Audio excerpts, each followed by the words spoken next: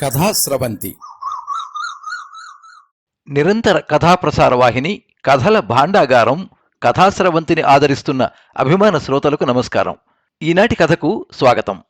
ఈరోజు మీరు వినబోయే కథ ఆంధ్రప్రదేశ్ అభ్యుదయ రచయితల సంఘం అరసం గుంటూరు జిల్లా శాఖ ఈ తరం కోసం కథాస్రవంతి పేరిట ప్రచురించిన అల్లం శేషగిరిరావు కథలు సంపుటి నుండి చీకటి కథ.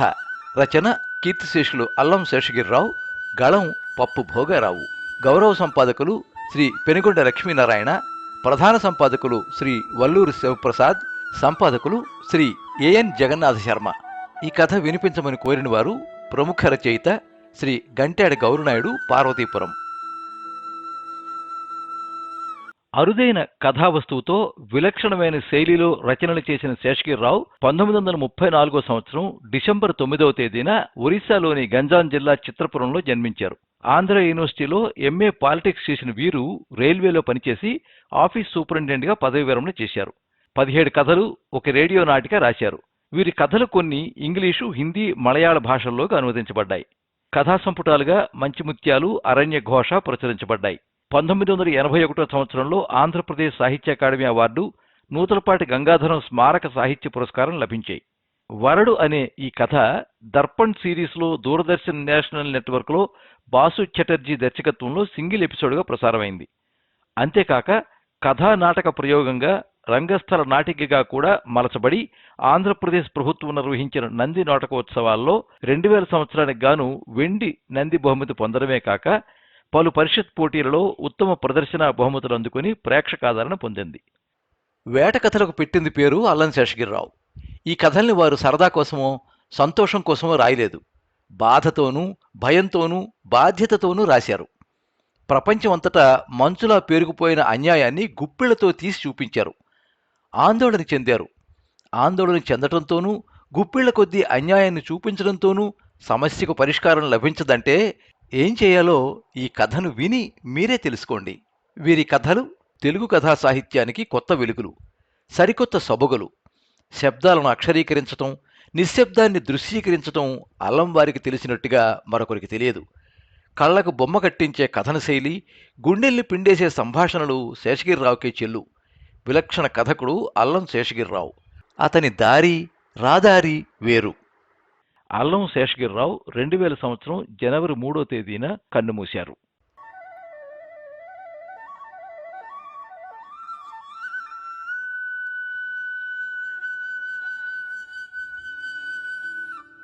Who indeed knows the secret of the earthly pilgrimage? Who indeed knows why there can be comfort in a world of desolation? Thus contemplated Anfundisi, a Julu parson. Cry the beloved country. Alan Paton. చీకటి. Duck shooting. బాతుల వేటకి captain Varma బయలుదేరాడు. Retire అయిన Varma widower. ఊరవతల పెద్ద బంగళా ఉంది. అందులో పూర్వం దొరలుండేవారు. వయస్సు మళ్ళినా దిట్టంగా ఉన్నాడు. ఒక్క కొడుకు విదేశాల్లో చదువుకుంటున్నాడు. 2 పని మనుషులు. నాకు మహావృక్షాలంటే మహా ఇష్టం. అవి ముసలి చెట్లయ్యుంటే మరీ ఇష్టం. ఇవి చాలా తరాల నుంచి వాటి మీద గూళ్ళు కట్టుకున్న ఎన్నో జాతుల పక్షుల్ని, ఈ బంగళాలో కాపురం ఉన్న విభిన్న సంస్కృతుల మనుషుల్ని చూసుంటాయి.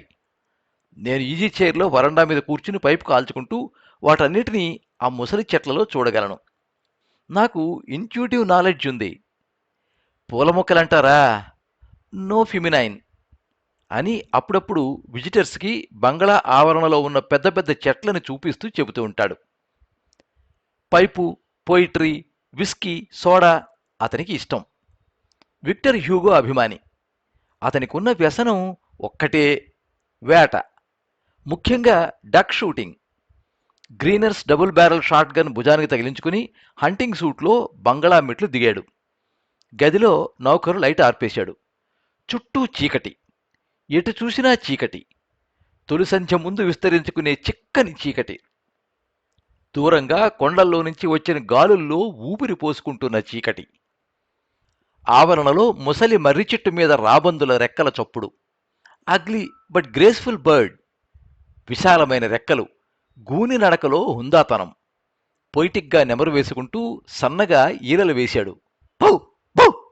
యజమాని ఈలకి రిట్రీవర్ డాగ్ పరిగెత్తుకుంటూ వచ్చి కాళ్ళ దగ్గర మూలుగుతూ కాళ్ళ చుట్టూ తిరుగుతోంది. కమాన్ కమాన్ లెటస్ గో అని దాన్ని నిమిరాడు. ఉండుండి చలికి ఒళ్ళు దులపరించుకుంటోంది. యజమాని కుక్క వేటకు బయలుదేరారు. యజమాని తుపాకీతో వేటాడిన బాతుల్ని ఈదుకుంటూ నీటిలో నుంచి ఒడ్డుకు తెస్తుంది హంటింగ్ డాగ్. దాని పేరు సీజర్. చీకట్లో ఇద్దరూ నడుస్తున్నారు. పొలాల్ని తాటి తోపుల్ని దాటుకుంటూ కాలవగట్టు ఎక్కారు. కాలవగట్టు మీద రెండు నీడలు నడుస్తున్నట్లున్నాయి. గట్టు దిగి మొగలిపెండిలో నుంచి తంపర వైపు నడుస్తున్నారు. తంపర తామర గీతలతోనూ నాచుతోనూ తుంగ గుబురతోనూ బురదతోనూ సుదీర్ఘంగా వ్యాపించిన సరస్సులా ఉంటుంది. బురద గుమ్ములు ఎక్కువ. నీటిలోతు మెడ దాటదు. అక్కడ నావల్ని గడలతో తోస్తూ చేపల వేట చేస్తారు. నీటి పిట్టల జాతితో తంపర కార్తీక మాసంలో కిలకిలలాడుతుంది. బాతులు మందల మందలుగా విదేశాల నుంచి వలస వచ్చి దిగుతూ ఉంటాయి. వర్మ చలిలో హంటింగ్ సూట్లో వెచ్చగా వణుకుతున్నాడు. సీజర్ చలికి తుమ్ముతున్నప్పుడల్లా చీకట్లో తన మిలిటరీ చూపులతో మందలిస్తున్నాడు. చీకట్లో సైతం యజమాని కదలికల్ని చూపుల్ని తీక్షణంగానూ నిశితంగానూ పసిగట్టే అనుభవం గల వేట కుక్క సీజర్. ఇద్దరూ నడుస్తున్నారు. పొలాల్లో నక్కల మంద ఊళలు వేస్తోంది. ఎండ్రపీతల్ని పంట పొలాల్లో కుక్కలు వేటాడుతున్నాయి. తంపర దగ్గరవుతోంది. చలిలో మంచు కూడా కలిసింది. ఉండుండి మొగలి డొంకల్లోంచి గాలి తెరలు రివ్వున వీస్తున్నాయి. నిశ్శబ్దం. ఆకాశం మీద రెండు అరుపులు. వర్మ ఆగి ఆకాశం వైపు చూశాడు. కుక్క కూడా ఆకాశం వైపు చూసి మూలిగింది. ఆ అర్థం దాని యజమానికి మాత్రమే తెలుసు. నక్షత్రాలు పరుచుకున్న నల్లటి ఆకాశం మీద చాలా ఎత్తున పాలపుంతను దాటుకుంటూ బాతుల మంద ఎగురుకుంటూ పోతోంది. మళ్ళీ మరో బాతు బొంగురు అరుపు. చుక్కల వెలుగులో నల్లటి బాతుల మంద. వాటి రెక్కల చప్పుడు స్పష్టంగా రైమని గాలి తెర వీస్తూ పోయినట్లు వినబడుతోంది. తంపర్లో దిగుతాయి. చీకట్లోనే మాటులోకి చేరుకోవాలి. గబగబా మళ్లీ నడక ప్రారంభించాడు. చీకటి. పిట్టల వేటకు బయలుదేరాడు నక్కలోడు. వాడి పేరు డిబిరిగాడు. చేతిలో నాటు తుపాకీ, భుజానికి తగిలించిన పాత మురికి కాకి సంచి. పిట్టల వలతో చీకట్లో తంపర్ వైపు నడుస్తున్నాడు. ఎడమ చంకలో యజమానితో వేటకు బయలుదేరిన పెంపుడు కొంగ కూడా ఉంది. పెద్దజాతి కొంగ, నత్తగొట్టు. దాన్ని చంకలో అదిమి పట్టుకునున్నాడు. డిబిరిగాడి నివాసం పోలీస్ స్టేషన్ దగ్గర మైదానంలో మర్రి చెట్టు. దానికి కట్టిన తారుగుడ్డ కిందే రాత్రి పడుకుంటాడు.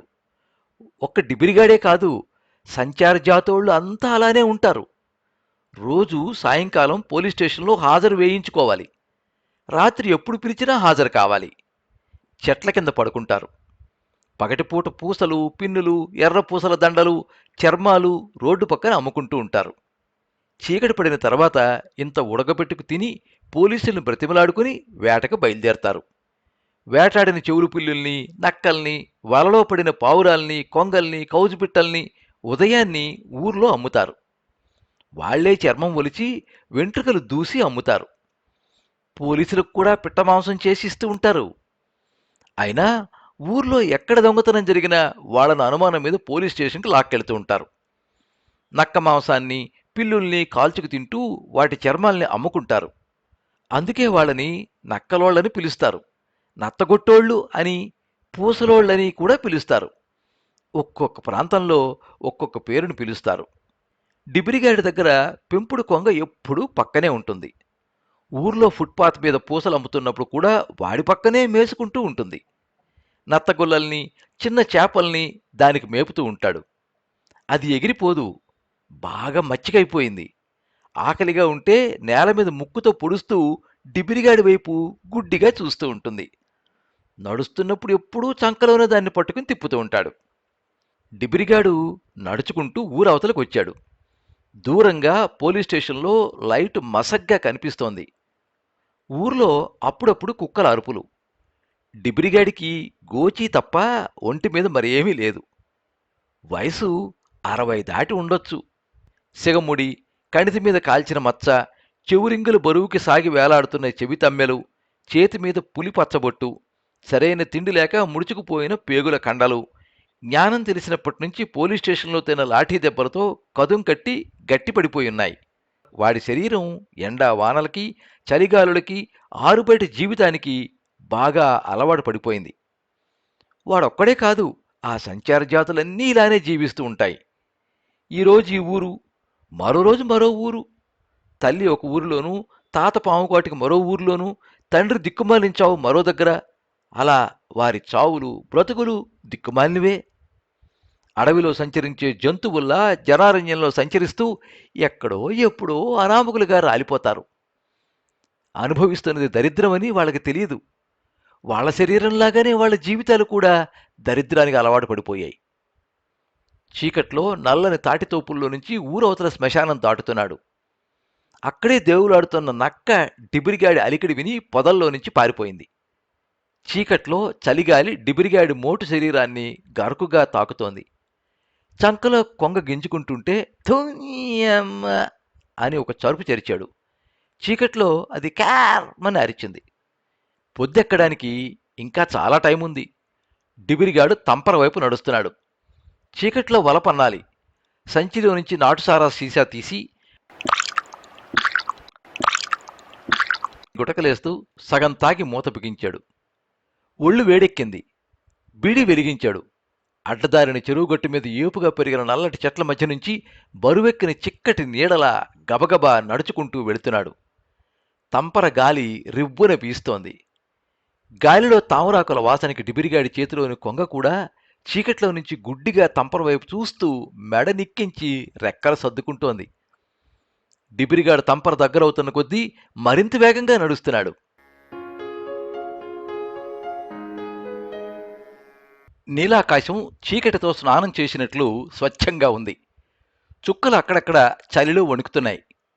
తంపర ఒడ్డిన మొగలి డొంకల మధ్యలో ముందే ఏర్పరిచిన అరపం మీద కెప్టెన్ వర్మ, సీజర్ కూర్చున్నారు. తూటాలు నిండిన జోడుగుళ్ల తుపాకీ పక్కన ఉంది. మొగలి పొదల్లో నుంచి అరపం మీద కూర్చున్న వర్మకి విశాలంగా పరుచుకున్న తంపర చీకట్లో మసగ్గా కనిపిస్తోంది. ఆవుల వైపు సరుగుడు తోటల్లో నుంచి గాలులు వీస్తున్నాయి. తంపర మీద నిశ్శబ్దం ఆవరించుకునుంది. వర్మ ఆకాశం వైపు, నీటి వైపు కళ్ళు పొడుచుకు చూస్తున్నాడు. చీకటి మరింత చిక్కగా పేర్కొంటోంది. సీజర్ చలికి వర్మకి మరింత దగ్గరగా తోసుకుంటూ వెచ్చగా ముడుచుకుంటోంది. దూరంగా నీటిలో తుంగగడ్డి గుబుర్లలో ఏదో కదులుతున్నట్టు అనిపించింది. వర్మ పరికించి చూస్తున్నాడు. నల్లటి గుబుర్ల మధ్యలో ఏదో దీపం కదులుతున్నట్టుంది. గడ్డిలో వెలుగు ఉండుండి కనిపిస్తూ మళ్లీ కనుమరుగవుతోంది. అలా చూస్తున్న వర్మకి రివ్వున శబ్దం వినిపించింది. చెట్లలో నుంచి వీస్తున్న గాలిలా లేదు, ఆకాశం మీద నుంచి దిగుతున్న మెత్తని గాలిలా ఉంది. బాతుల మంద తంపర్లో దిగబోతోంది. చుక్కల కాంతిలో బాతుల మంద మరింత స్పష్టంగా కనిపిస్తోంది. మందలోని బాతు సన్నగా అరిచింది.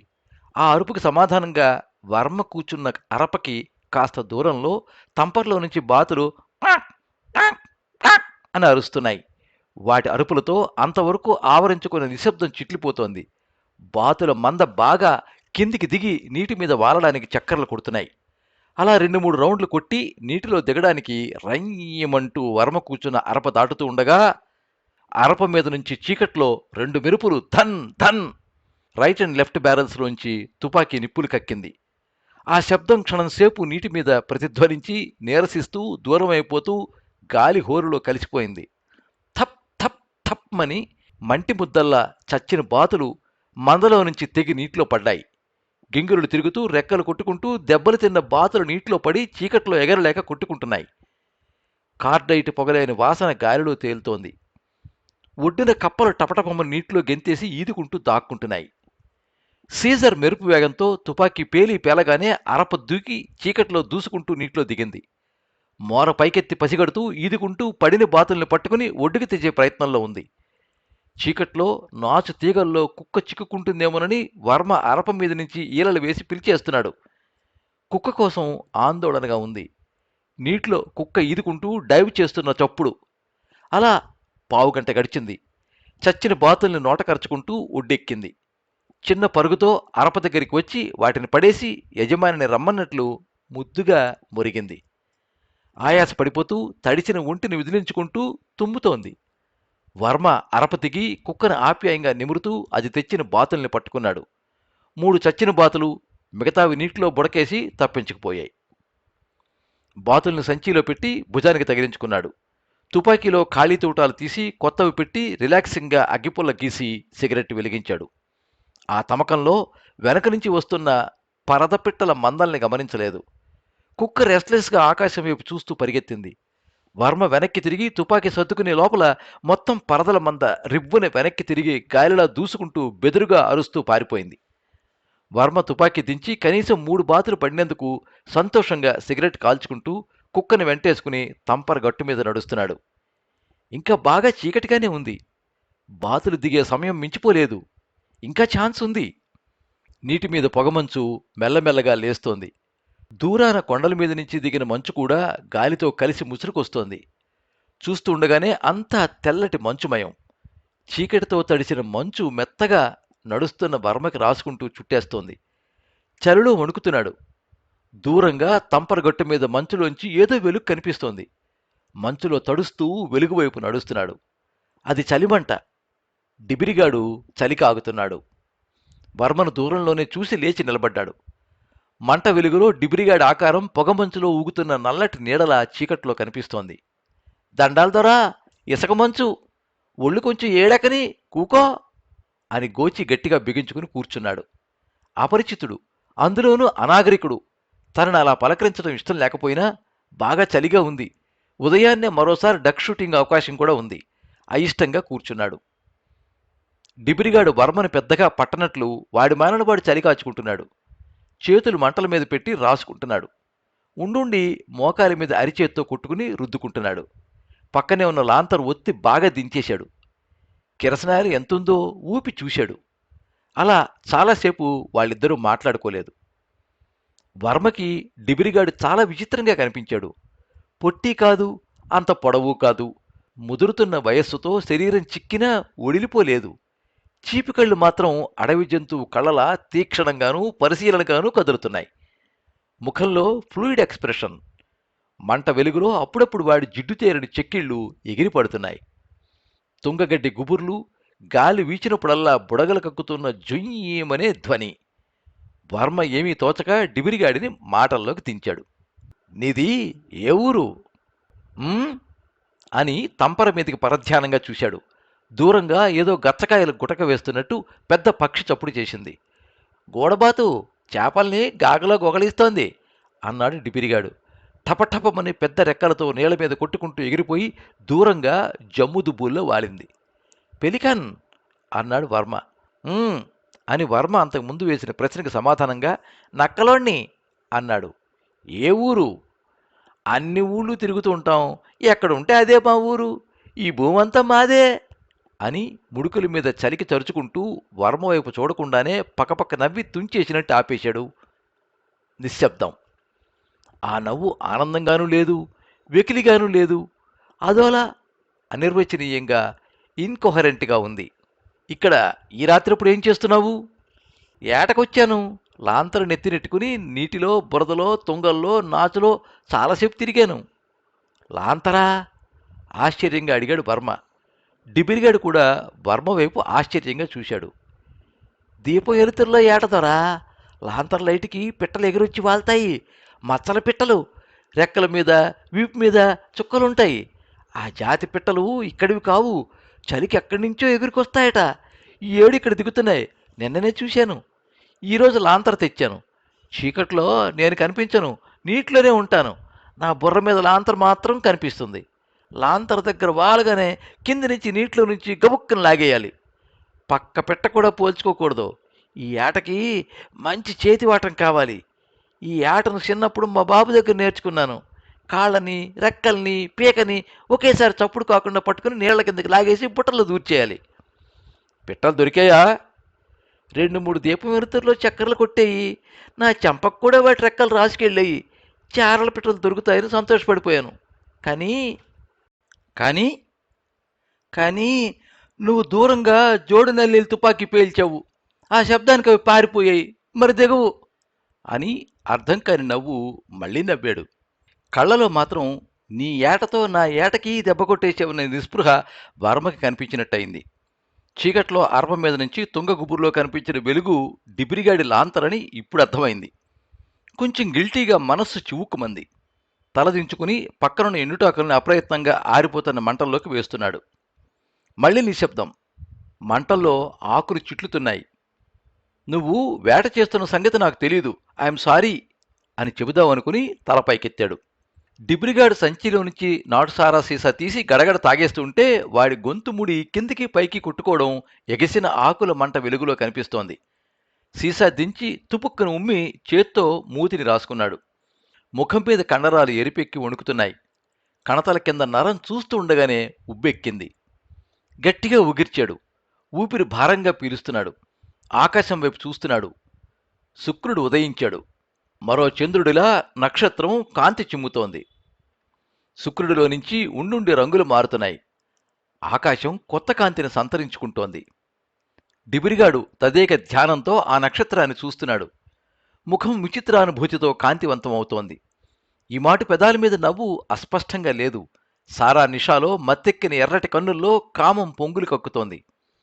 ఒక్కసారి వేట సంగతి మర్చిపోయినట్లు మాట తుంచేసి గతంలోకి గంతేసినట్టు, దొరా అటు చూడు, ఆ చుక్క రంగులు మారుస్తోంది, రంగు చుక్క అని కట్ట తెంచుకున్న ఉద్వేగంతో ఆ చీకట్లో కంగున అరిచాడు.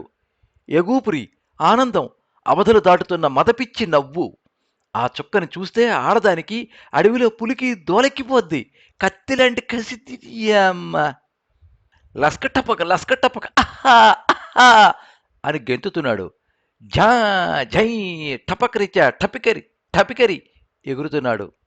లఫాకిలిదపన్ లఫాకిలిదపన్ డ్ర్ డ్ర్ చడికి చడికి అని ఆంబోతుల బుసలు కొడుతున్నాడు. మంట వెలుగులో చెవిరెంగులు ఉండి తళుక్కమంటున్నాయి. అదేదో భాషలో అరుచుకుంటూ గొణుక్కుంటూ పిక్కల్ని తొడల్ని తరుచుకుంటూ కసికసిగా నవ్వుకుంటూ భూమి మీద పడి ముడుచుకొని మంట చుట్టూ దొర్లుతున్నాడు.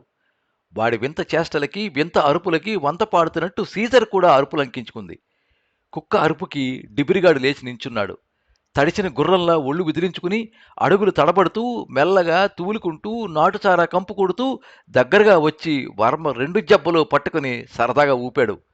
మందు ఎక్కువైపోయిందనుకున్నాడు మనసులో వర్మ.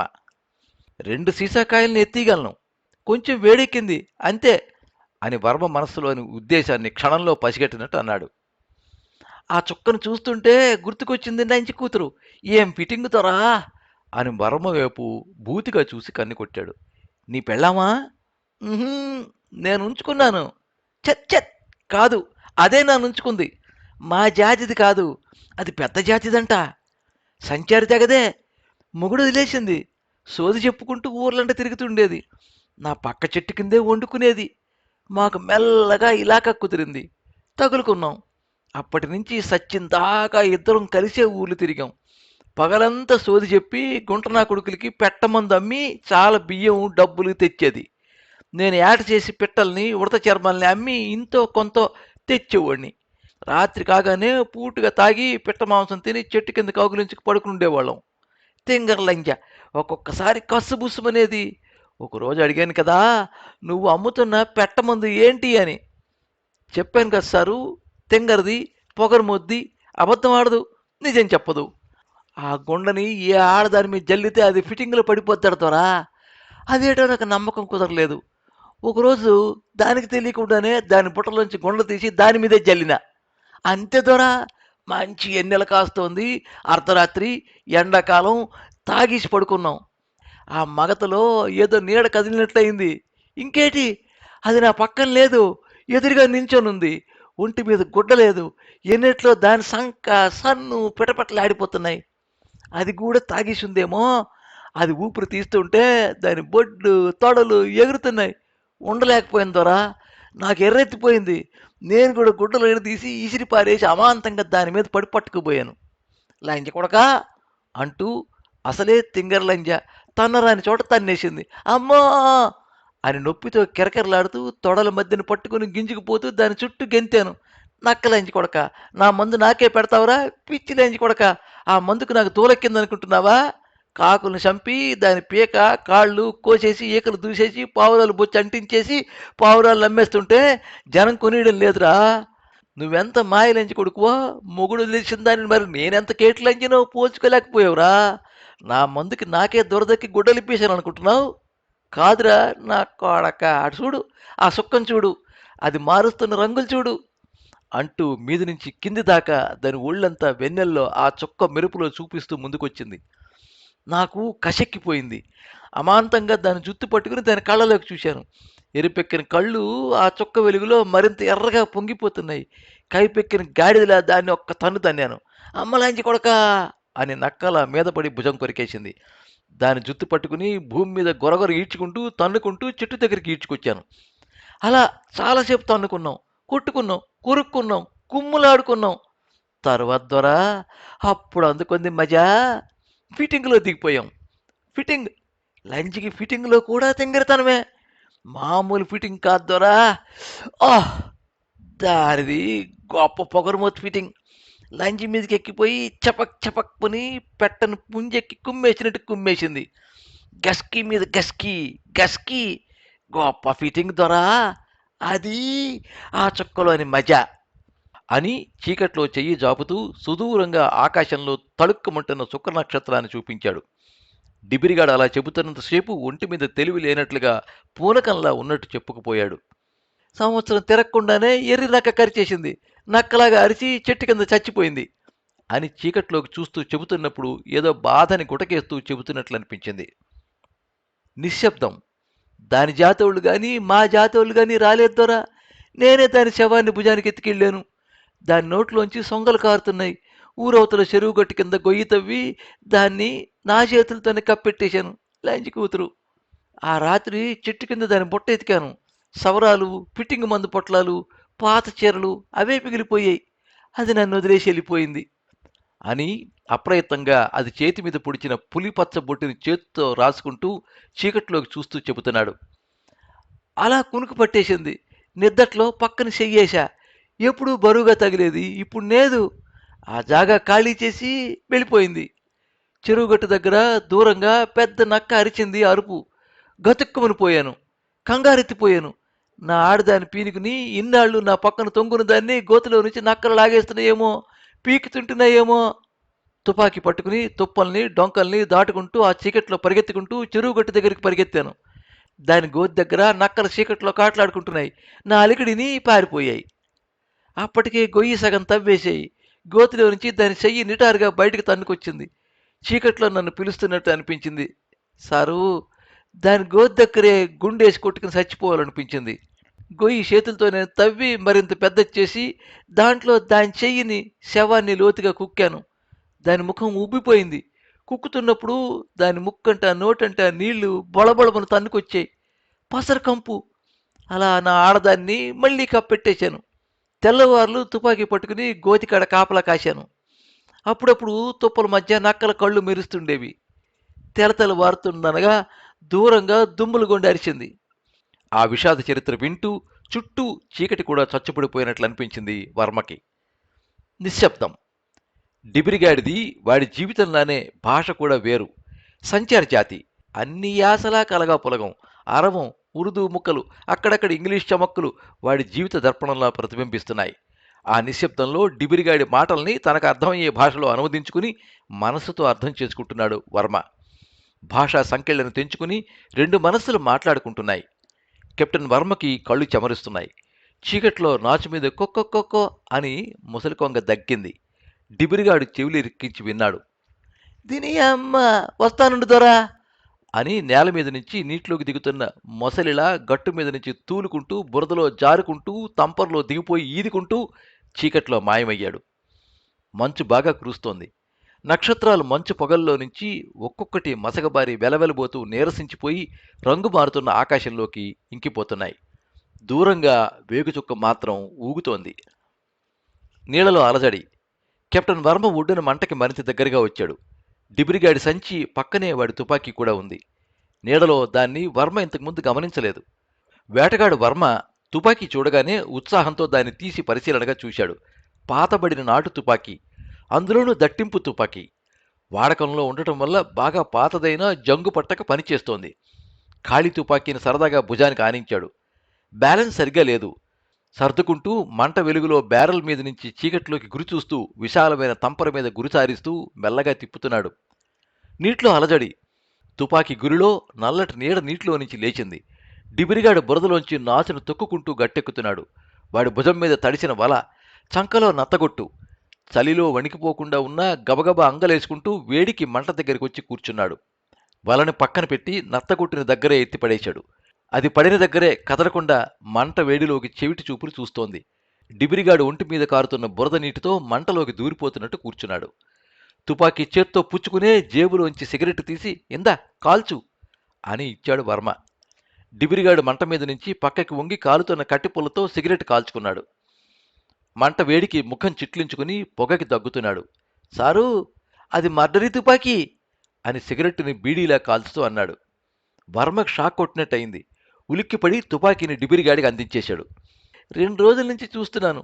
ఇది బాగా బెదిరెక్కిపోయింది. అరుపులో బెదురు. దీని అమ్మ దీనికేటొచ్చిందో అరవకుండా ఉండినే బాగుండు. గొంతులో సైతాన్ పట్టినట్టు దగ్గుతుంది. దీని అరుపు ఆలకించగానే ఆవిడ దూరం నుంచే నత్తగొట్లు బెంబేలెత్తిపోయి దిగకుండా పారిపోతున్నాయి.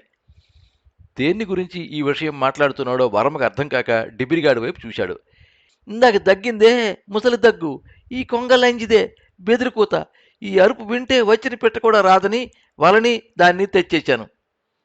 ఈ నత్తగొట్టుని పెంచుతున్నావా? నత్తగొట్లను పట్టడానికి పగలే వలెయ్యాలి. రాత్రిళ్ళు నత్తగొట్లు చెట్ల మీద ఉంటాయి. పగలు తంపరల్లోనూ చెరువుల్లోనూ గోడ్లంట పొలాల్లోనూ దిగుతాయి. అక్కడే వలేసి దీన్ని వల మీద పెట్టి ఉంచుతాం. దీన్ని చూసి అక్కడ కూడా మేత ఉందని అవి కూడా వచ్చి వలలో సిక్కడిపోతాయి. కానీ దీని అరుపు మారిపోయింది. బెదురు బెదురు అని దబాలను దాన్ని ఒక్క బాదాడు. అది నోరు జాపి యార్ అని బాధగా కసిగా అరిచింది. దాని నాలిక ఎర్రటి పేలికల వెలుగులో మెరిసి మూసుకుపోయింది. ముక్కుతో భూమి మీద పొడుస్తోంది. నత్తగొట్లు రాత్రిళ్ళు రావు కదా, మరి రాత్రి వలేసావు? చేత్తో వారిస్తున్నట్లు మాటలు ఆపాడు. ముడుకుల మీద కొట్టుకున్నాడు. రాత్రంతా నా పక్కనే ఎందుకని వలేసి పెట్టాను. ఒక్కొక్కసారి దీని అరుపుకి తెల్లారిపోయిందనుకుని చుక్క వెలుగులో కొంగలు నత్తగొట్లు అరపోయి ఎగురుకుంటూ దిగిపోతాయి. కానీ సాధారణంగా రావు. గని సారు, తుంగగుబ్బులలో గూళ్ళు కట్టుకున్న కొండంగోళ్ళు దాసరకోళ్ళు అనుమానంగా బయటకొచ్చి అరపు వైపు ఈదుకుంటూ చీకట్లో కాసుకోలేక వలలో చిక్కడిపోతాయి. పరదలు కూడా ఈ అరపకు అప్పుడప్పుడు దిగిపోతాయి. కానీ దొరా, ఇందాక మంచి పరదల మందును నువ్వు బెదరగొట్టేశావు. నువ్వు పరదల్ని నేనా? నువ్వు అరప దిగి అగ్గిపుల్ల గీసి సిగరెట్ వెలిగించలేదు? అవును, వెలిగించాను. అగ్గిపుల్ల ఎలుగులో నీ తుపాకీ గొట్టాలు జిగేల్మని మెరిశాయి. ఇంత దూరంలో నాకే కనిపించింది. బాగా నున్నగా మెరుగెక్కున్నాయేమో జిగ్మన్నాయి. చీకట్లో ఆ మెరుపుకి దిగబోతున్న పరదల మంద బెదిరిపోయి ఆరుసుకుంటూ గిర్రని వెనక్కి తిరిగి పారిపోయింది. డిబిరిగాడికి వేటలో గల నిశిత పరిశీలన శక్తికి ఆశ్చర్యపోయాడు వర్మ. ఈ నత్తగొట్టికి రెక్కలు కత్తిరించేశావా? డిబిరిగాడు అదో మాదిరిగా చూస్తూ ఎడమ చేత్తో చటుక్కున నత్తగొట్టును పట్టుకుని దాని రెక్కల్ని సాగదీసి మంట మీద ఎత్తి పట్టుకున్నాడు. వేడికి అది కాళ్ళు కొట్టుకుని గింజుకుంది. అలా దాని పెద్ద రెక్కల్ని చూపించి నేల మీద దబ్బును పడేశాడు. అది కోడిలా రెక్కలు 2 సార్లు కొట్టుకుని పడిన చోటని నిటారుగా నిల్చుని మంటల్లో కాలుతున్న చితుకుల చిటపటలను వింటోంది. మరి అది ఎగిరిపోదా? దానికి సూపు లేదు, కళ్ళు కనిపించవు. గుడ్డిదా? దాని కళ్ళు పొడిచేసేవేంటి? ఆదుర్దగా అడిగాడు వర్మ. లేదు, కనపడకుండా దాని కంటి రెప్పల్ని దారంతో కుట్టేశాను. అది ఎలుతురు చూడలేదు. పిట్టను మచ్చిక చేసుకోవాలంటే ముందు దానికి సూపు లేకుండా చేసేయాలా? డిబిరిగాడు చెబుతున్నది ఆశ్చర్యంగా వింటున్నాడు వర్మ. ఏ జాతి పెట్టల్ని పట్టుకోవాలనుకుంటే ఆ జాతి పెట్టనే మచ్చిక చేసుకోవాలి. ముందుగా దానికి సూపు లేకుండా చేసేయాలి. వలేసి దాని మీద పెట్టాలా? దాన్ని చూసి ఆ జాతి పెట్టలన్నీ భయం లేకుండా దాని దగ్గర దిగిపోయి వలలో తగులుకొని చిక్కడిపోతాయి. మచ్చిక చేసిన పెంపుడు పెట్ట వెలుతురు చూడకూడదు. చూస్తే ఎగిరిపోయి దాని జాతి మందలో కలిసిపోద్ది. చూపు లేని పెట్టతో చూపుని పెట్టలను వలేసి పట్టుకోవడం, అదే ఈ ఏటలో తమాషా. అంతవరకు ఆసక్తికరంగానూ ఆశ్చర్యంగానూ వింటున్న వర్మ ఇప్పుడు డిబిరిగాడు చెప్పిన దాన్ని లోతుగా ఆలోచిస్తున్నాడు. హంటింగ్ టాక్టిక్స్తో పాటు వాడి చెప్పిన దాంట్లో గల 5th కాలం స్ట్రాటజీని, పొలిటికల్ ఇండాక్ట్రినేషన్ని తన మిలిటరీ మేధస్సుతో విశ్లేషించుకుంటున్నాడు కెప్టెన్ వర్మ. డిబిరిగాడు మంట సెగకి వంటి మీద ఎండిపోయిన బురదను బక్కరుకుంటూ దులుపుకుంటున్నాడు. తంపర్లో దూరంగా బార్ బార్ మన వెదురుగొట్టల నుంచి అరుస్తున్నట్టు గోడబాత అరుస్తోంది. సారు, నా తుపాకీ ఇందాక గురి చూస్తున్నావు, ఎలాగుంది బర్మార్? బాగానే కొడతాది, కానీ కుందా మాత్రం గాడిద తన్ను తన్నేస్తుంది. అటు పేలడం, ఇటు కుందా జబ్బ గుద్దేయడం. గుద్ది గుద్ది నా జబ్బ కథం కట్టిపోయింది. అటు పేలడం, ఇటు కుంద జబ్బ గుద్దేయడం. గుద్ది గుద్ది నా జబ్బ కదం కట్టిపోయింది అని కాలర్ బోన్ క్రింద వేలు పెట్టి నొక్కి చూపించాడు. అక్కడ కండ కదం కట్టి ఎండిపోయిన నల్లటి మాంసం ముద్ద అంటించినట్టు బయటికి తోసుకుని వచ్చింది. డిబిరిగాడు నిలబడి తుపాకీ గుర్రం ఎత్తి గొట్టంలో నుంచి కాలిన మందుగుండు నుసి నిప్పిల్లో నుంచి పోవడానికి గట్టిగా నోటితో ఊదుతున్నాడు. అది మర్డర్ తుపాకీ అన్నావు కదా అది మర్డర్ తుపాకీ అన్నావు కదా ఇందాక, మర్డర్ చేసావా? డిబిరిగాడు బళ్ళును నవ్వబోయి ఆపుకున్నాడు. గారపట్టిన పళ్లతో గిగిలిస్తున్నట్టు గుసగుసమని నవ్వాడు. నేను కాదు, నా తండ్రి, నా బాబు ఈ తుపాకీతో ఒకే దెబ్బకి ఒక్కడిని కూని చేశాడు అని ఆ తుపాకీని 2 చేతులతో పట్టుకుని మొదటిసారిగా ఆ తుపాకీని చూసినట్లు తనివి తీరా చూశాడు. ఒక్కసారి ముఖం మీద నుంచి నీడ దాటినట్లు ముఖ కవళికలు మారిపోయాయి. పెదాలు ఆవేశంగా కదులుతున్నాయి. దవడలు గట్టిపడి బిగుచుకుంటున్నాయి. భారంగా చలిమంట దగ్గర చతికిలపడ్డాడు. మంటల వెలుగులో నిప్పు కణికల్లా ప్రతిఫలిస్తున్న వాడి కళ్ళ చూపులు విశాలంగా పరుచుకుంటున్న చీకటిలో నుంచి చొచ్చుకుపోతూ గతాన్ని చూస్తున్నాయి. డిబిరిగాడు గతాన్ని చెబుతున్నాడు. చాలా కాలం క్రిందట, అప్పుడు తెల్లదొరలుండేవాళ్ళు. నేను చిన్నోణ్ణి. ఇప్పుడైనా నా వయసంతా నాకు తెలీదు. ఎన్నేళ్లంటే చెప్పలేను. మాకు పుట్టుకలు గుర్తుండవు, సావులు మాత్రమే గుర్తుంటాయి. నా తండ్రి సావు, నా ఆడదాని సావు ఇప్పటికీ గుర్తే. అదేదో ఊరు, పోలీస్ ఠాణా పక్కన మైదానంలో మా జాతోళ్ళందరూ చెట్ల కింద తారుగుడ్డలు కట్టుకుని ఉండేవాళ్ళం. నేను, నా బాబు వండుకునేవాళ్ళం. మా అమ్మ అమ్మోరు పడి ఎప్పుడో చచ్చిపోయిందట. నాకసలు గుర్తే లేదు. ఏటోటిని పడేసిన మా అమ్మ శవాన్ని రాబందులు పీక్కుతున్నాయట. మా బాబు చాలా విచారంగా చెప్పేవాడు. ఒకరోజు ఏటికెళ్ళిన మా బాబు చీకటి పడ్డా ఇంటికి రాలేదు. పిట్టల్ని పట్టడానికి వలయ తీసుకెళ్ళాడు. తుపాకీ తీసుకెళ్ళలేదు. అడవి పందులకి పటాస్కాయలు పెట్టి పొలాల్లో రాత్రి కాసు కూర్చున్నాడేమో అనుకున్నాను. ఆ మరుసటి రోజు సూర్యుడు నెత్తి మీదకి వచ్చినా రాలేదు. నేను బెంబేలు పడిపోయాను. ఇంతలో పక్కనున్న మా వాడొచ్చి, ఏట్రా డిబిరిగా, ఏం చేస్తున్నావు? నీ బాబుని నిన్నటి నుంచి పోలీస్ స్టేషన్లో కుళ్ళబొడి చేస్తున్నారు అన్నాడు. ఎందుకు అన్నాను. దొంగతనం చేశాడట. మాకు పిలిపించి కొట్టి వదిలేశారు. నీ బాబు మీద ఇంకా అనుమానం తీరలేదు. మొన్న ఈ ఊరు షావుకారు ఇంట్లో దొంగతనం జరిగిందట. బంగారం పోయిందట. ఎక్కడ దాచావని గోటును బాదినట్టు బాతున్నారు. క్షణంసేపు ఆగి కళ్ళు మూసుకున్నాడు. నుదుటి మీద చిటికలు వేసుకున్నాడు. తేరుకుని చెవి సందుల్లోంచి బీడీ తీసి ముట్టించాడు. గట్టిగా దమ్ములాగి తిరిగి చెప్పడం మొదలెట్టాడు. మాకు పోలీసు వాళ్లతో దెబ్బలు తినటం చిన్నప్పటి నుంచి మామూలే. ఎక్కడ దొంగతనం జరిగినా మమ్మల్ని పట్టుకుని తంతారు. మా జాతోళ్ళం దొంగతనం చెయ్యం. దొంగతనాలు చేసే జాతులు కూడా ఉన్నాయట. వాళ్లతో పాటే మమ్మల్ని దొంగల కింద జమగట్టేసి కొట్లో తోసేసి మక్కలు ఎరగతంతారు. మేం మాత్రం దొంగతనం చేయం. ఏట చేస్తాం. ఉంటే తింటాం, లేకపోతే ఆకలితో పస్తుంటాం. చచ్చినా అడుక్కోం. కానీ సారు, నా జీవితంలో గతి లేక ఒకే ఒక్కసారి అడుక్కున్నాను. ఆ సంగతి తర్వాత చెబుతలే సారు అంటూ గెడ్డాన్ని చేత్తో బక్కురుకుంటూ తలపైకెత్తి శూన్యంలోంచి ఆకాశం మీదికి వెర్రిగా చూశాడు. మంచు పరచబడుతోంది. చీకటిలో చిక్కదనం తగ్గుతోంది. నేను కంగారెత్తిపోయి పోలీస్ స్టేషన్కి పరిగెత్తాను. అక్కడ దొర కాళ్ళ మీద పడి మా బాబు వదిలేయమన్నాను. అలా అన్నాను లేదో, ఆ పక్కనే ఉన్న పోలీస్ బాబు, ఈడాడు కొడుకే సార్, ఇప్పుడు ఆడు చెప్పేస్తాడు, చెల్లా కొడక అని పిల్లి పిల్లని చెవి పట్టుకుని ఎత్తుకెళ్ళినట్టు నా జుత్తు పట్టుకుని ఎత్తి గొరగరా ఈడ్చుకుంటూ కొట్లో తోసేశారు.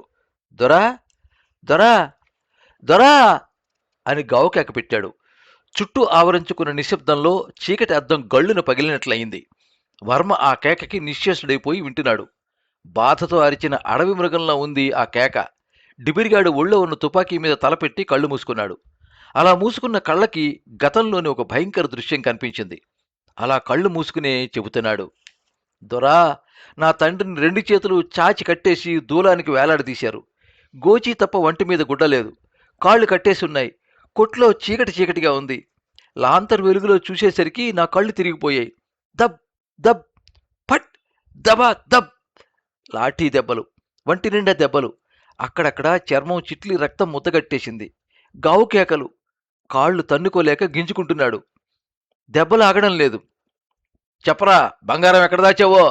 బాబూ, నాకు తెలీదు. నోటిలో మాట నోట్లోనే ఉంది. మళ్లీ దెబ్బలు, కేకలు, బొబ్బలు. నోట్లో నుంచి రక్తం చొంగలా కారుతోంది. ఆపో, ఇప్పుడు చెబుతాడు వాడు ఎక్కడ దాచాడో.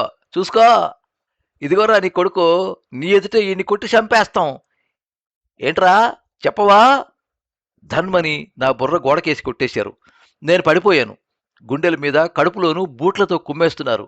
లాఠీలతో కుళ్ళబొడి చేస్తున్నారు. బాబోయ్ అన్నాను. అమ్మోయ్ అన్నాను. ఒక్కొక్క అరుపుకి ఒక్కొక్క దెబ్బ. క్రితం రాత్రి తిన్నది కక్కేసుకున్నాను. ఉచ్చేసుకున్నాను. జుత్తులో నుంచి కారి నెత్తురు పెదాలకి ఉప్పగా తగులుతోంది. నా అరుపులకి మా బాబు గెద్దకి రెక్కలు ఇరిసేసి దానెదురుగానే దాని పిల్లని చుట్టుముట్టేసి చంపేస్తున్న బావురు పిల్లిని చూసి అరుస్తున్నట్టుగా కోపంగా పీండ్రించుకుంటూ దూలానికి గింజుకుపోతున్నాడు. దొరా, అసలు ఎందుకు కొడుతున్నారో నాకు తెలీదు. నేనేం చేశాను? అంతా నాకు అయోమయంగా అనిపించింది. అంతా చీకట్లు కమ్ముతున్నాయి. నా ఒంటి మీద దెబ్బలు వినిపిస్తున్నాయి, కానీ బాధ తెలియడం లేదు. మగత కమ్మేస్తుంది. ఆ మగతలో చివరిసారిగా విన్న మాటలు, ఆపండి, ఆడిని వదిలేయండి, నేను నిజం చెబుతాను అని కిరకిరలాడిపోతున్న మా బాబు గొంతు. నవ్వులు. నాకు స్పృహ తప్పిపోయింది. తెలివి వచ్చేటప్పటికి పోలీస్ కోర్టులో మా మూలుగులు, కంపు, రొచ్చు, పక్కనే అన్నం, నీళ్లు. మా బాబు నీళ్లతో నా ముఖం కడిగాడు. ఏడ్చి ఏడ్చి తడారిపోయినట్లు ఆడి కళ్ళు గాజు కళ్ళలా ఉన్నాయి. తినండి నా కొడకల్లారా, తిని ఎల్లి ఒంటికి కాపడం పెట్టుకుని పడుకోండి. రాత్రి పారిపోగలరు, జాగ్రత్త. రాత్రంతా మా ఊడిని డేరా దగ్గర కాపలా ఉంటాడు. తెల్లారగాని నేనే వస్తాను. బంగారం ఎక్కడ దాచావో పాతి పెట్టావో చూపుదు గాని అని నన్ను పట్టుకుని ఈడ్చుకెళ్లి బాదిని పోలీసు బాబు దమాయించి చెప్పాడు. దెబ్బలతో ఊళ్ళు పచ్చి పుండులా ఉందేమో, అన్నం తినాలన్నా తినలేకపోయాను. అన్నం ముద్దల్ని చేత్తో పట్టుకోలేకపోతున్నాం. వేళ్లు వాచిపోయి ఉన్నాయి. సలుపులు. కడుపులో ఆకలి మార్చేస్తుందేమో, తినలేక తినలేక ఇంత తిని నీళ్లు తాగాం. మరేం పర్వాలేదు, వీళ్ళెక్కడికి పారిపోరు. ఈ కొట్లోనే ఉంచితే మొండి నా కొడుకులు మొండికేసి అసలు చెప్పడం మానేసి నాకు తెలియదని మళ్ళీ మొదటికొస్తారు. మనం వదిలేసినట్టు నమ్మకం కలిగించాలి. అప్పుడు పూర్తి నిజం చెప్పేస్తారు. కొంచెం నిఘా ఉంచు రాత్రంతా అని పక్క గదిలో ఇంకో పోలీసుతో గుసగుసలాడడం కొట్లో నుంచి బయటికి వస్తున్న నాకు వినిపించింది. ఒరే, మేమెంత పోలీసు వాళ్ళమైనా మా డ్యూటీలో ఎంత కొట్టినా మేము మనుషులమేరా, మాకు కనికరం ఉంటుంది. టీ తాగుతారేట్రా? వద్దన్నట్లు తల ఊపి నేను మా బాబు కొట్లో నుంచి బయటకొచ్చాం. ఒళ్ళు తూలిపోతోంది. అప్పటికే చీకటి పడింది. చెట్టు కిందకొచ్చాం. నేనే లాంతరు వెలిగించాను. మా తండ్రి పెదాల్లో నుంచి కారుతున్న నెత్తుర్ని చేత్తో ఒత్తుకుంటున్నాడు. కాపడానికి వేడినీళ్లు పెట్టనా అన్నాను. వద్దన్నాడు. ఎండాకాలం చల్లగాలి వీస్తోంది. బాబా, నువ్వు దొంగతనం చేశావా అని అడిగాను. దానికి సమాధానంగా నా జుత్తుని నిమురుతూ నువ్వు పడుకో అన్నాడు. నాకు నిద్ర పట్టేసింది. 1-2 సార్లు తెలివి వచ్చి చూసేసరికి నా బాబు నా పక్కనే కూర్చుని నా ముఖంలోకి చూస్తున్నాడు. తెల్లవారుజాము మగత నిద్రలో నా కాళ్ళు పడుతున్నట్టు కూడా అనిపించింది. ఆడు రాత్రంతా పడుకోలేదు. తెల్లారి నేను లేచేసరికి ఆడు ఏదో దీర్ఘంగా ఆలోచిస్తున్నాడు. రాత్రంతా నిద్రలేమితోనూ అంతకు ముందు తిన్న దెబ్బలతోనూ బాగా అలసిపోయినట్లున్నాడు. ముఖం కమిలిపోయి నిప్పుల్లో కాలి కాలని కర్రపెండల దుంప రంగులో ఉబ్బిపోయింది. ఎరా, టీ తాగావా అని 2 గ్లాసులతో టీ తెచ్చాడు మాకు తెలియకుండా కాపలా కాస్తున్న పోలీసు. మా బాబు వాడి వైపు ఎగాదిగా చూసి 2 గ్లాసులు అందుకున్నాడు. ఇద్దరం టీ తాగాం. సూర్యుడు ఉదయించాడు. డేరాలోకి చొచ్చుకొస్తున్న సూర్యకాంతిని వాచిపోయిన చీపు కళ్లతో మా బాబు చూస్తున్నాడు. వాడి చూపుకి అడ్డంగా నీడలా నన్ను ఈడ్చుకెళ్లిన పోలీసు వచ్చాడు. ఏంట్రా, వెళ్దామా? ఇంకా టీ కావాలా అన్నాడు పోలీస్. ఆడిని కూడా మా బాబు కింద నుంచి మీదకి చూశాడు. లేచి నుంచున్నాడు. ఒళ్ళు బద్ధకంగా విదిలించుకున్నాడు. పోలీసుని చూసిన మా బాబు ఎప్పుడూ లేనిది మెత్తగా నవ్వాడు. పెదాలు నవ్వుతున్నాయి. కళ్ళు మాత్రం క్రూరంగా చూస్తున్నాయి. అంతే, మెరుపు వేగంతో పక్కనున్న తుపాకీ అందుకున్నాడు. ధూమ్! నాటు తుపాకీ గుళ్ళని కక్కింది. పోలీసు ఆవిడ దూరాన డేరా నుంచి ఎగిరిపడ్డాడు. రాత్రికి 1-2 బార్లు మందులు పోసి గుళ్ళు దట్టించి ఉంచిన తుపాకీ సూర్యోదయాన వాడి గుండెల్ని చీల్చేస్తూ గర్జించింది. ఆ శబ్దానికి చెట్ల మీద కాకులు అరుచుకుంటూ మందమందరగా ఎగురుతున్నాయి. పోలీసు శవం నెత్తురు మడుగులో పడి ఉంది. ఖలీజా బయటకు వచ్చేసింది. చుట్టుపక్కల వారంతా గుమికూడు తోచుకుంటూ ఆ శవాన్ని చూస్తున్నారు. నాటు తుపాకీ మందు వాసన గాలిలో తేలుతోంది. మా తండ్రి దగ్గరికి ఎవరూ రాలేకపోతున్నారు. చేతిలో ఇంకా పొగలు కక్కుతున్న తుపాకీ ఉంది. అలా తుపాకీతో మరి వెనక్కి తిరిగి చూడకుండా అందరూ చూస్తుండగా నడుచుకుంటూ పోలీస్ స్టేషన్లోకి వెళ్ళాడు. దొరా, నేను దొంగతనం చేశానని ఒప్పించాడే, అది పచ్చి అబద్ధం. నేను దొంగతనం చేయలేదు. ఇప్పుడు నేను కూనీ చేశాను. ఇది పచ్చి నిజం. నేను చంపాను. అందుకే చంపిన తుపాకీతోనే లొంగిపోతున్నాను. ఇదిగో తుపాకీ, ఇంకా వేడిగానే ఉంది, పొగలు కక్కుతోంది అని పోలీస్ ఇన్స్పెక్టర్ బాబు ముందు మా బాబు లొంగిపోయాడు. మా బాబును మూసేశారు. ఎక్కడో జైలుకి తీసుకెళ్లిపోయారు. నేను ఒంటరివాణ్ణి అయిపోయాను అంటూ నిట్టూరుస్తూ కథ ముగించినట్లు లేచి నిల్చున్నాడు డిబిరిగాడు. తుపాకీ గొట్టంలోంచి మరొక్కసారి గాలి ఊదాడు. సంచిలోంచి వెతికి చిన్న డబ్బీ తీసి అందులో నుంచి తుపాకీ మందు గొట్టంలో పోసి కాగితాలు కూరి దట్టిస్తున్నాడు. అలా దట్టిస్తూనే మళ్ళీ మొదలుపెట్టాడు. నాకు మర్డర్ కేసులో సాక్షిగా వేశారు. కేసు పైసలు అయ్యేదాకా ఆ ఊరు కదలొద్దు అని కట్టడి చేశారు. రోజు పోలీస్ స్టేషన్లో హాజరు చేయించుకోవాలా. కొత్తలో పిచ్చిగా అటు ఇటు తిరిగాను. మా వోళ్ళు ఇంత అంబలి పోసేవాళ్ళు. సంచారి జాతులోళ్ళం కదా, వాళ్ళు కూడా ఊరు విడిచిపెట్టి వెళ్ళిపోయారు.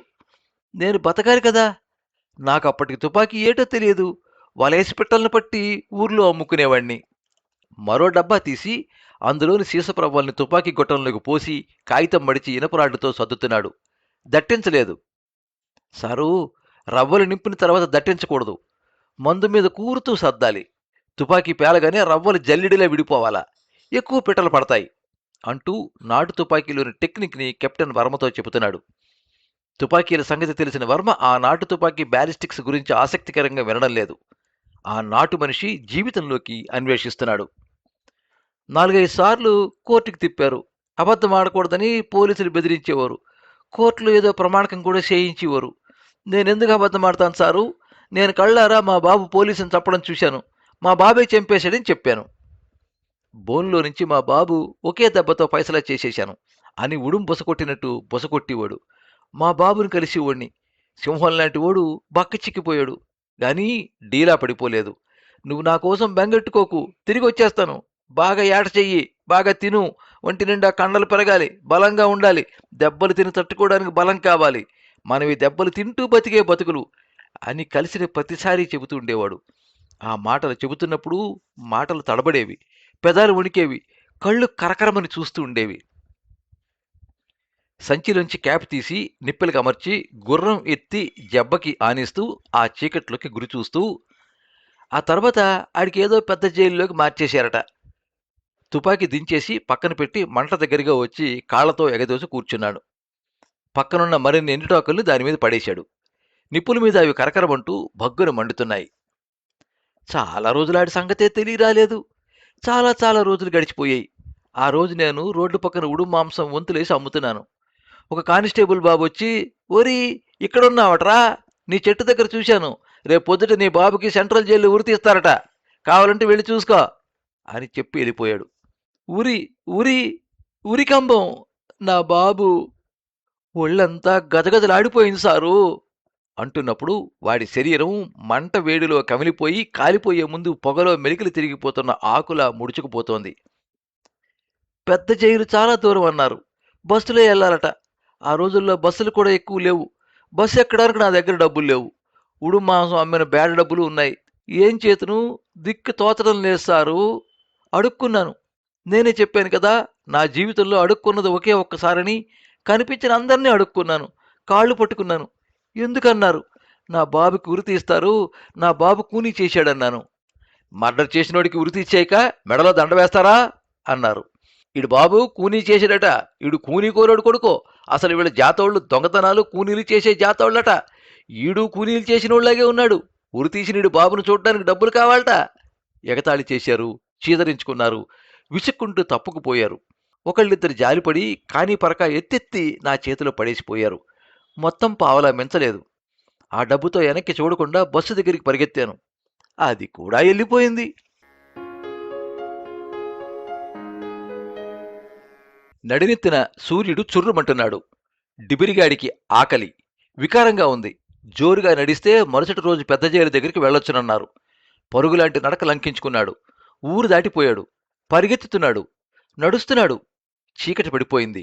ఆ రాత్రంతా పరిగెత్తుకుంటూ నడుచుకుంటూ చుక్కలను చూస్తూ టైం లెక్కెట్టుకుంటున్నాడు. రాను రాను ఆకాశం మబ్బు పట్టింది. టైం తెలియడం లేదు. వర్షం, వర్షంలోనే పరుగు, నడక, ఆయాసం, ఆకలి, బెంగ, భయం. అలా వర్షంలో తడుస్తూనే పరిగెత్తుకుంటూ 2-3 చిన్న పల్లెలు దాటాడు. వర్షం తగ్గిపోయింది. ఒక గుడిసె దగ్గర ఆగి ఒగరుస్తూ మంచినీరు అడిగాడు. దోసిట్లో కుక్కలా కతుకుతూ తాగాడు. పట్టణం ఎంత దూరం అన్నాడు. ఇదే దారి, ఇంకా దూరం అన్నారు. మళ్ళీ నడక, పరుగు, నడక, పరుగు. తెరతల వారుతోంది. కోళ్లు కూస్తున్నాయి. తెల్లారిపోయింది. వెలుగు బాగా వచ్చేసింది. పరుగు ఆపేశాడు. దొంగను పట్టుకుంటారేమోనని భయమేసింది. గబగబా నడుచుకుంటూ పట్టణంలోకి వచ్చేశాడు. వాకపు చేస్తూ జైలు దగ్గరకు వచ్చాడు. బాగా పొద్దెక్కిపోయింది. ఒళ్ళు తూలిపోతోంది. డిబిరిగాడు జైలు గేటు దగ్గర నుంచున్నాడు. మర్రి చెట్టు మీద గబ్బిలాలు అరుస్తున్నాయి. గేటు తలుపులోంచి వార్డెన్లు అటు ఇటు తొందరగా వస్తూ పోతున్నారు. కొందరు తెల్లబట్టలోళ్ళు ఒక తెల్లదొర గేట్లోంచి బయటికొచ్చి వెళ్ళిపోయారు. వాళ్ళకి జైలు పోలీసులు సెల్యూట్ చేశారు. వాళ్ళ చేతిలో ఏవో కాగితాలు కూడా ఉన్నాయి. బాబూ అంటూ బెంగగా ఒక వార్డెన్ని పలకరించాడు. ఏం కావాలి రాకుంటున్నా కొడక పొద్దున్నే అని విసుక్కున్నాడు. నా బాబుకి ఈరోజు ఉరిశిచ్చని కబురెట్టారు. వార్డెన్ వాడి కళ్ళలోకి చూసి పరధ్యానంగా తలదించుకున్నాడు. మరిద్దరు వార్డెన్లు వచ్చారు. ఇంత ఆలస్యమైందేంటి? తెల్లవారుజామునే ఉరి తీసేశారు.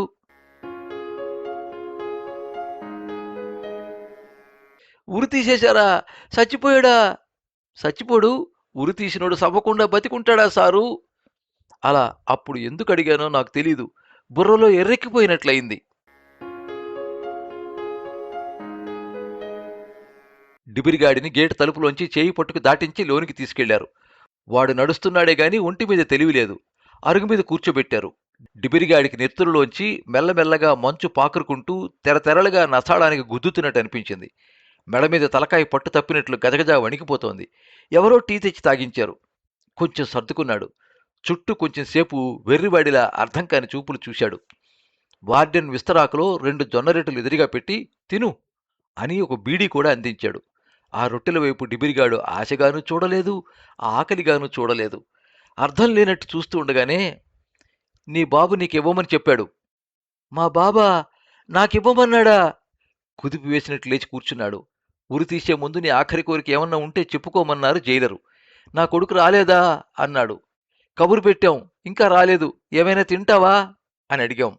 జొన్న రొట్టెలు అన్నాడు. జొన్న రొట్టెలు తెప్పించాం. టైం అయిపోతోంది. ఆకులో రొట్టెల్ని చూస్తూ, బాబూ నా కొడుకు ఇంకా రాలేదు. రాలేదు గాని వస్తాడు. రాత్రంతా తిండి లేక కడుపు నకరకలాడిపోతూ పరిగెత్తుకుంటూ వస్తాడు. ఆకలితో కరకరలాడిపోతూ ఉంటాడు. అసలే ఆడు ఆకలి కొట్టాడు. ఆకలితో ఉంటాడు.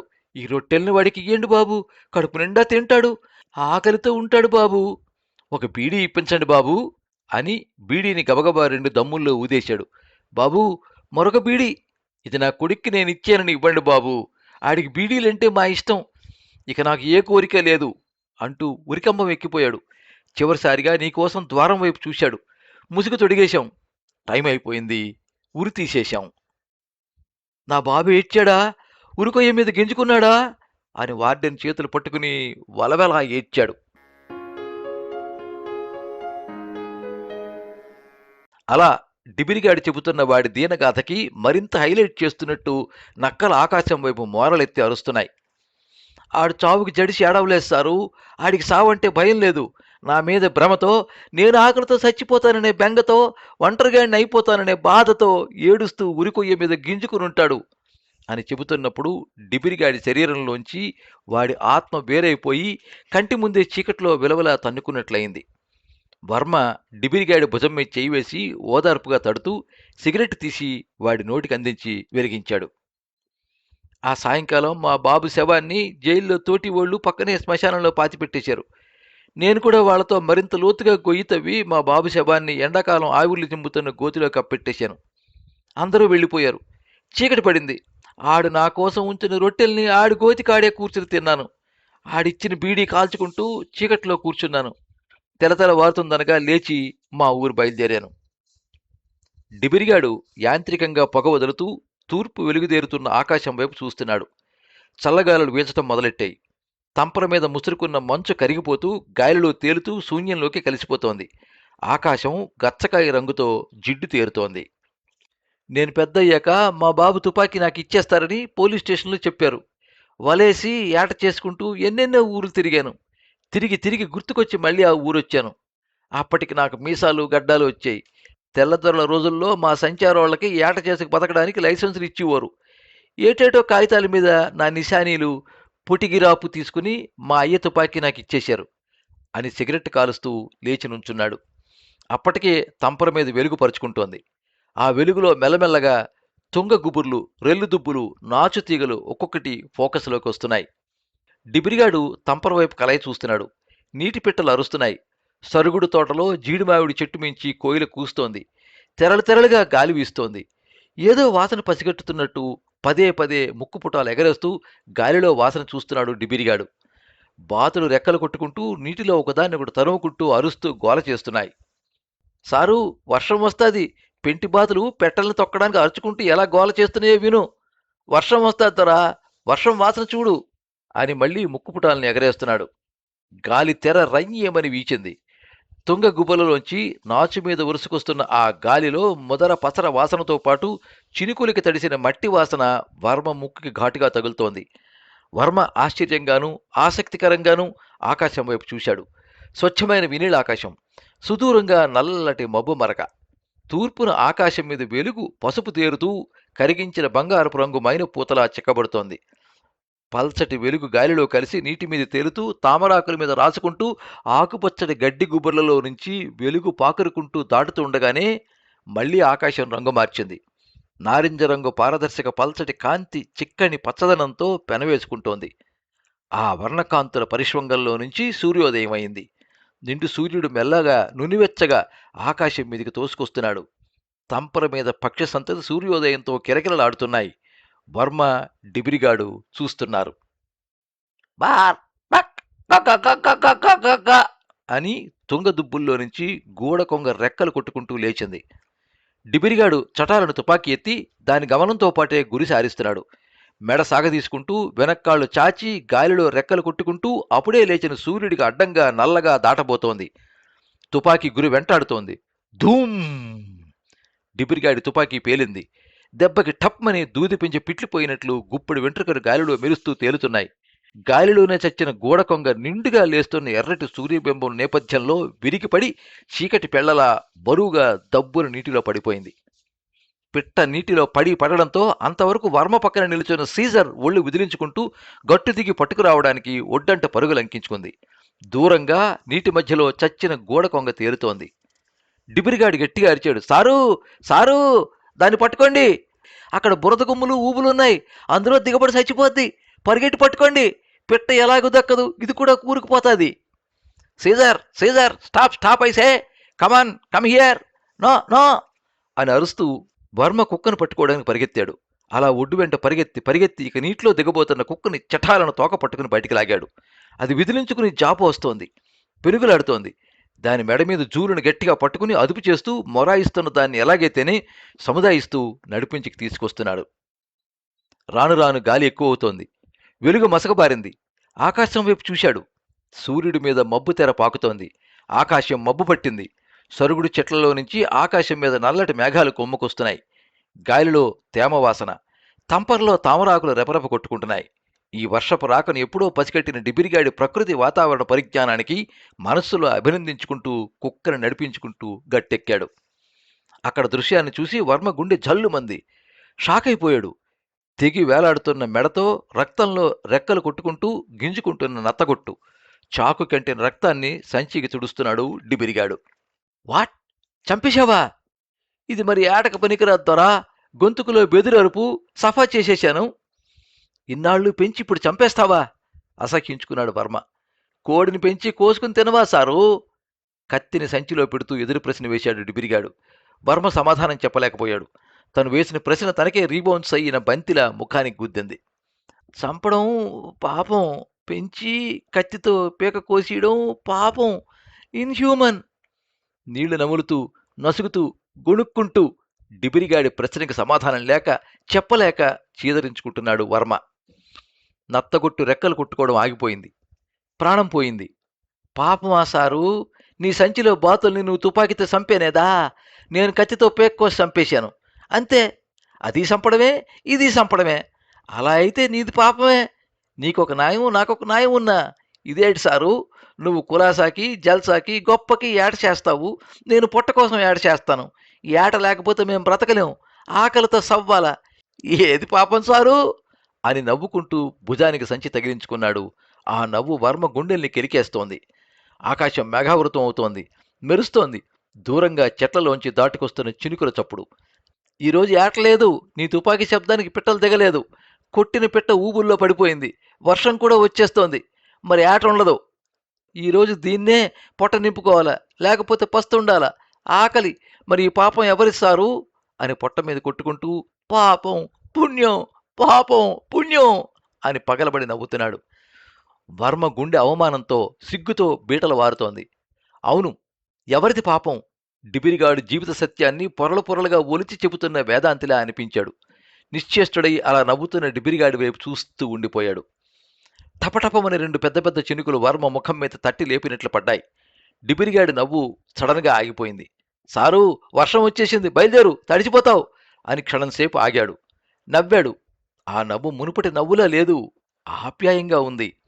సారూ, మనిద్దరం ఏటగాళ్ళం, చీకట్లో కలుసుకున్నాం, నా కథ నీకు చెప్పాను, ఇద్దరం సొంగాతులయ్యాం.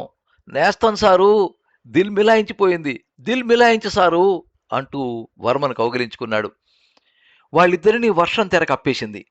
ఇద్దరి వేటగాళ్ల గుండె చప్పుళ్ళు ఒకదానితో ఒకటి ప్రతిధ్వనిస్తున్నాయి. ఆకాశం మీద మెరుపు తంపర నీటిలో జిగ్మని మెరిసింది.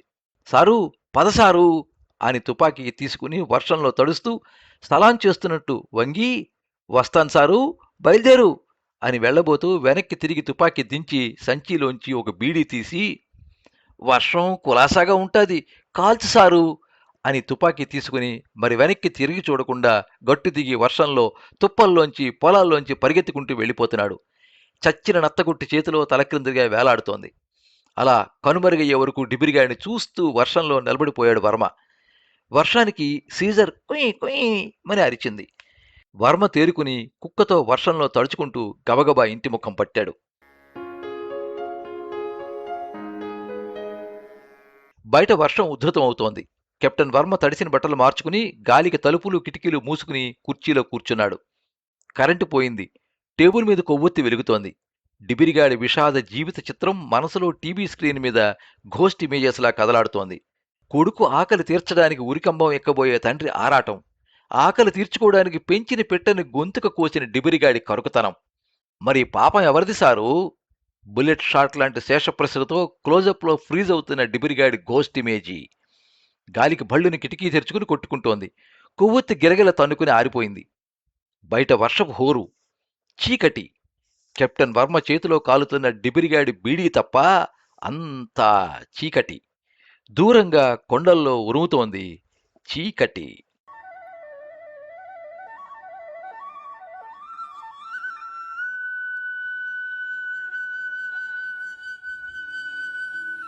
మీరింతవరకు చీకటి కథ విన్నారు. రచన స్వర్గీయ అల్లం శేషగిరిరావు. వినిపించినది పప్పు భోగారావు.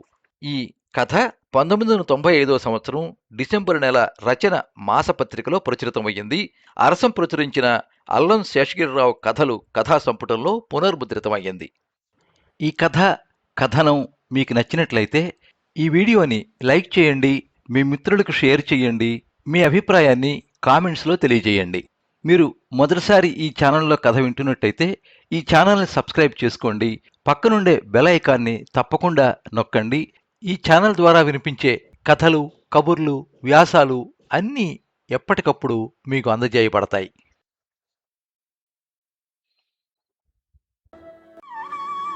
సర్వే జనాః సుఖినో భవంతు.